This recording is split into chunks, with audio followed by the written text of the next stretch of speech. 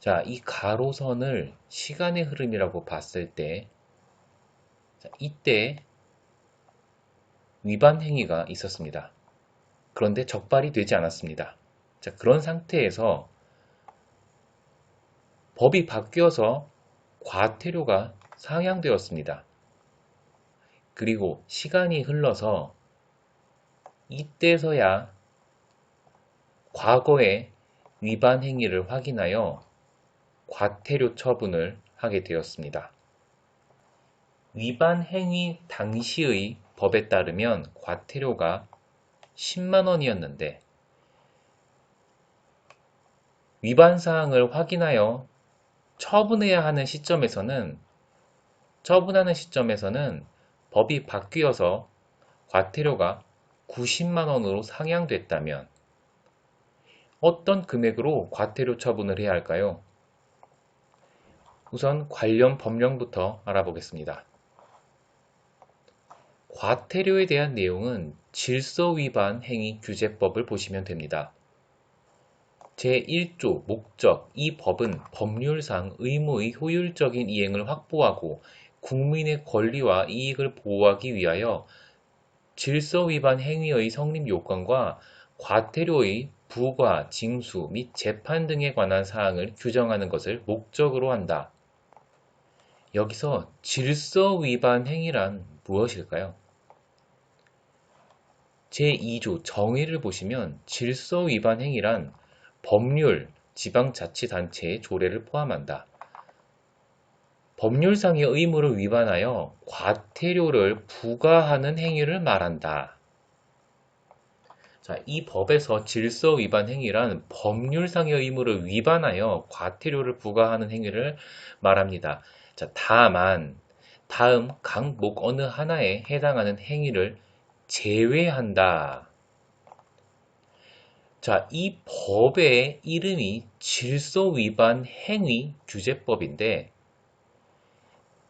가목과 나목에 해당하는 행위를 질서위반 행위에서 제외한다는 말은 가목과 나목의 과태료 부과 행위는 이 법에 적용을 받지 않는다는 말이 되겠죠. 자, 그러면 가목과 나목에서 대통령령으로 정하는 과태료를 부과하는 행위란 무엇을 말할까요? 자, 시행령입니다. 시행령을 보시면 질서위반 행위에서 제외되는 행위, 질서위반 행위 규제법 제2조 1호 가목은 민법, 상법 등 사인 간의 법률 관계를 규율하는 법 또는 민사소송법, 가사소송법, 민사집행법, 형사소송법, 민사조정법 등 분쟁 해결에 관한 절차를 규율하는 법률상의 의무를 위반하여 과태료를 부과하는 행위를 말한다. 자, 2항 법 제2조 1호 나목은 공증인법, 법무사법, 변리사법, 변호사법 등 기관, 단체 등이 질서 유지를 목적으로 구성원의 의무 위반에 대하여 제재를 할 수 있도록 규정하는 법률에 따른 징계 사유에 해당하여 과태료를 부과하는 행위를 말한다.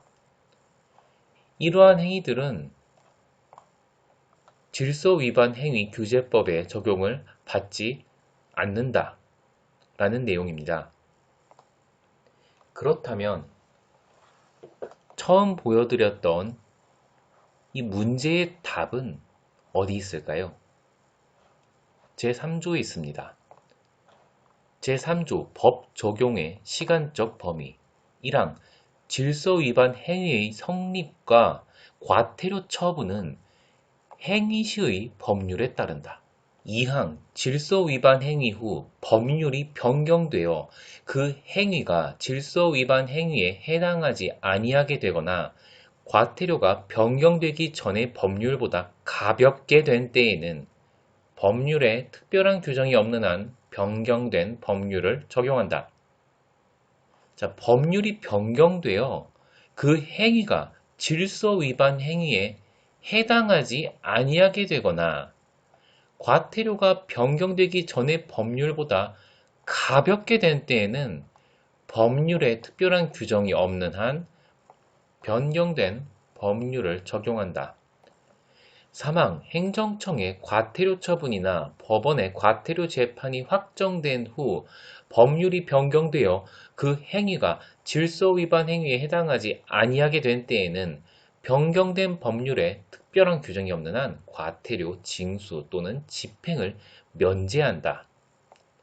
자, 법률이 변경되어 그 행위가 질서 위반 행위에 해당하지 아니하게 된 때에는 변경된 법률에 특별한 규정이 없는 한 과태료의 징수 또는 집행을 면제한다.